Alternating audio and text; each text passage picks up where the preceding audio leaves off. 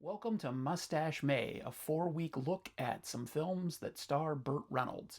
Why am I doing a review series about Burt Reynolds? Well, he helped instill a love of movies in me when I was a little kid. I used to go to the drive-in to see a lot of his movies, and all of these movies, except for one, I saw theatrically when I was a kid, but I haven't seen them since, so I'm revisiting them as an adult and see if my opinion has changed. It probably hasn't, because I liked all four of these movies a lot.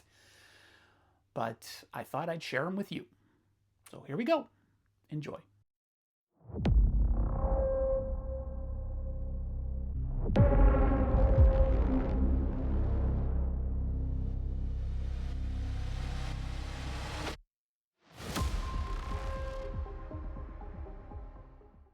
Hey everybody, Sean from Movie Assault here, and it's time once again for another entry into the Mustache May series of reviews. This time up, I wanted to review Hooper from 1978. This was directed by Hal Needham and written by Thomas Rickman and Bill Kirby. The movie stars Burt Reynolds as Sonny Hooper, Jan Michael Vincent as Ski, Sally Field as Gwen Doyle, and Brian Keith as Jocko Doyle. This movie followed up 1977's Smokey and the Bandit, which was one of, if not the biggest hit of Burt Reynolds' career, and that film was directed by Hal Needham. And they sort of stumbled upon a little formula. I don't know if they did it on purpose or if it just came naturally, but as people were getting accustomed to Burt Reynolds' more breezy, charming personality and his humor, um, you could see that in Smokey and the Bandit. And some of the co-stars from Smokey and the Bandit came over to Hooper. And the formula was that you would just get Burt Reynolds and a bunch of his friends or former co-stars in front of a camera and let stuff happen. Just make you feel like you're hanging out with a bunch of your friends. And that was sort of the formula that Hal Needham and Burt Reynolds milked until it was dry sometime in the mid 1980s, about the time Cannonball Run 2 and Stroker Ace came out. But this was probably the first of those movies to use that formula, and it is probably the best example of it, and it is probably the best film using it. The story concerns Sonny Hooper, who's played by Burt Reynolds. He's an aging stuntman, one of the best ever to do it. But he's getting a little older, and time and the impact of jumping out of airplanes and taking crashes and landing on airbags has taken its toll on his body. And he finds himself in a position where if he gets injured in a certain way, he could become paralyzed. He still pushes himself on, though, because he's got this friendly rivalry with an up-and-coming stuntman named Ski, played by Jan Michael Vincent.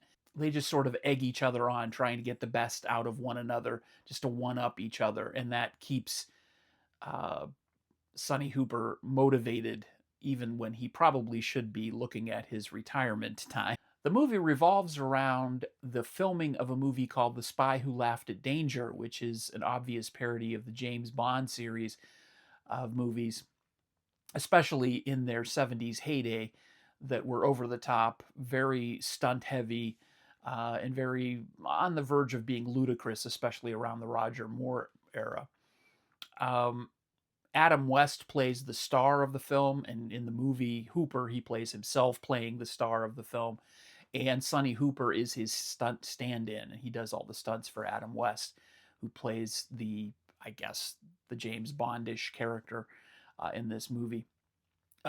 Roger Deal, who is the director of the film, played by Robert Klein, in an absolutely hilarious role, just sort of as the self-indulgent director. Roger Deal and his assistant Tony, who's played by Alfie Wise, who is also a frequent co-star of Burt Reynolds, a short guy who was also his personal assistant on the film, and he had been acting with him quite a while and did up into the 90s, I believe, with Burt Reynolds.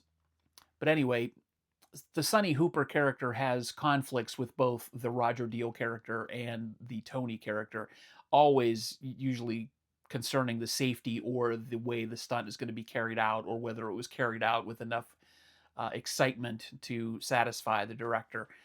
That's sort of an ongoing battle as well. But the movie itself is literally constructed of stunt sequences, stunt performances, with this sort of thin plot line connecting all of them. There's a story, and it's coherent, and it makes sense, and it's good, and it's fun, but it literally is just a bunch of stunt performances connected with a story.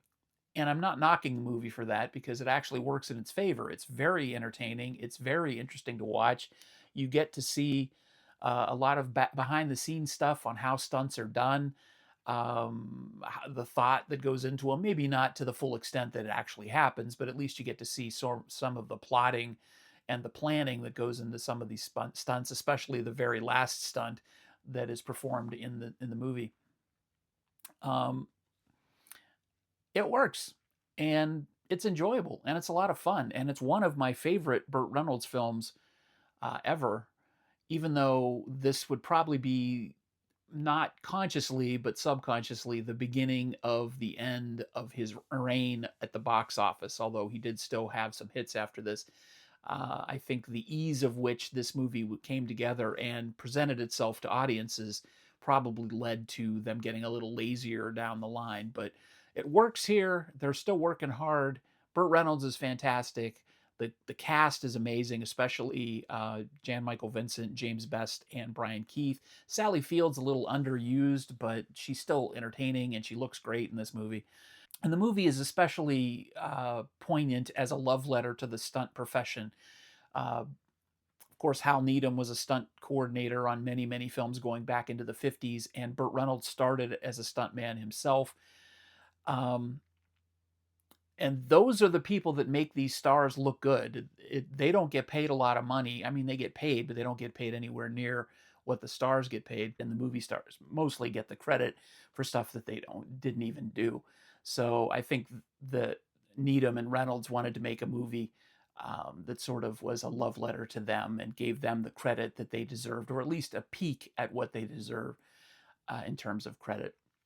And I also think, kind of interestingly, the movie works now as sort of a time capsule of what movie stunts and special effects were like before CGI, because now you watch cars in the Fast and Furious films that are CGI doing incredible stunts that no one could pull off.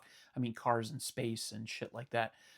Um, when real people had to drive real cars and do real stunts, this is what the stuntmen had to live through and work through, and sometimes not make it.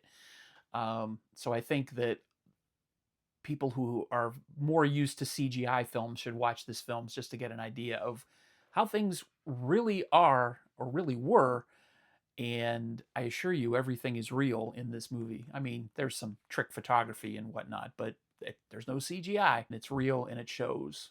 Hooper gets an 8 out of 10. It coasts on Reynolds' charm a little bit, but it still works, and the cast is great. Film is totally ludicrous in terms of plot, but you're really not worried about that. That this is bubblegum popcorn entertainment at its finest. Thanks for watching. As always, thank you for making it this far into the video. I appreciate your attention span, and we'll be up next Sunday on Mustache May with a review of a movie that tries to use the same formula as Hooper, and maybe not quite as successfully, The Cannonball Run from 1981. All right, we'll see you then. Take it easy.